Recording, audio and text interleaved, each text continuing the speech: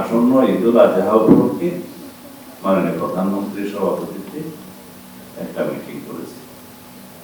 নিরাপদ সড়ক এবং নিরাপদ যাতায়াত, নিরাপত্তা, ফেরিগুলোতে যাতে আগের মতো দুর্ঘটনা না হয় সেই বিষয়ে লঞ্চ ঘাটগুলোতে যে নির্দেশনাগুলো তিনি দিয়েছেন। 1 নম্বর হচ্ছে মহাসড়কের উপরে এবং সড়কের উপরে কোনো হাট বাজার বসবে না, পশুর হাট বসবে না। জেলা প্রশাসক সাহেব সেটা এনশিওর করবেন, অনুমতি দিবেন না এবং রোড ক্লিয়ার রাখতে হবে। দ্বিতীয় হচ্ছে যাদের এলাকায় রেল লাইন আছে, রেল লাইন থেকে একদম নিরাপদ দূরত্বে কাছাকাছি কোথাও হাট বাজার বসে, নিরাপদ দূরত্বে যে মাঠ ঘাট থাকে ওখানে। কারণ রেল ক্রসিং এর কারণে অনেক সময় রেলওয়ে অ্যাক্সিডেন্ট হয়ে যোগাযোগ বন্ধ হয়ে যায়।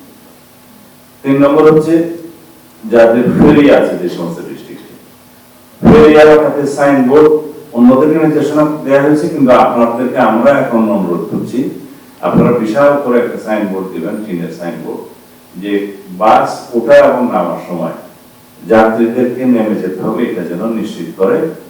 শুধুমাত্র রোগী অথবা যদি কেউ থাকে যে পঙ্গু এরকম সিরিয়াস তাদের বাদ এই নেমে যাওয়ার বিষয়টা নিশ্চিত করতে হবে। ওখানে পুলিশিং ব্যবস্থা থাকবে, নৌ পরিবহন মন্ত্রণালয় থেকে মাইকিং করা হবে, তারাও ব্যানার দিবে। এখানে যে সমস্ত জেলা প্রশাসকের অধীনে নৌ এরকম ফেরি চলাচলের ব্যবস্থা আছে আপনারা এটা এনশিওর করবেন।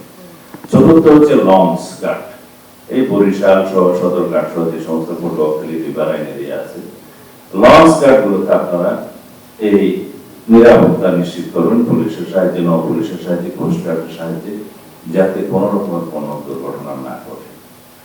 আর গরু পরিবহনে, পশু পরিবহনের ক্ষেত্রে নৌপথে আপনারা খুব সাবধান থাকবেন। কালো বৈশাখের মৌসুম এলাক করবেন, তারপরেও যদি দুই একটা দুর্ঘটনা হয় সেটা হতে পারে, বাট আমরা যেন এই যে প্রোঅ্যাক্টিভ কাজটা করি, এগুলো হচ্ছে নির্দেশনা। আর অ্যাক্সিডেন্টের ক্ষেত্রে আমরা হাইওয়েতে যে সমস্ত ট্রমা সেন্টার আছে এগুলোকে আমরা অ্যাক্টিভেট করছি সিভিল সার্জনদের মাধ্যমে। আপনারা এটা একটু মনিটর করবেন যাতে তাৎক্ষণিকভাবে রোগীদের ব্যবস্থা নেওয়া যায় চিকিৎসা। এছাড়া ল অ্যান্ড অর্ডারের ক্ষেত্রে আমরা কেন্দ্রীয়ভাবে পুলিশ হেডকোয়ার্টারে একটা 7 দিন আগে, ঈদুল আজহার 7 দিন আগে একটা মনিটরিং সেল আমরা করবো সার্বক্ষণিক 24 আওয়ার্স।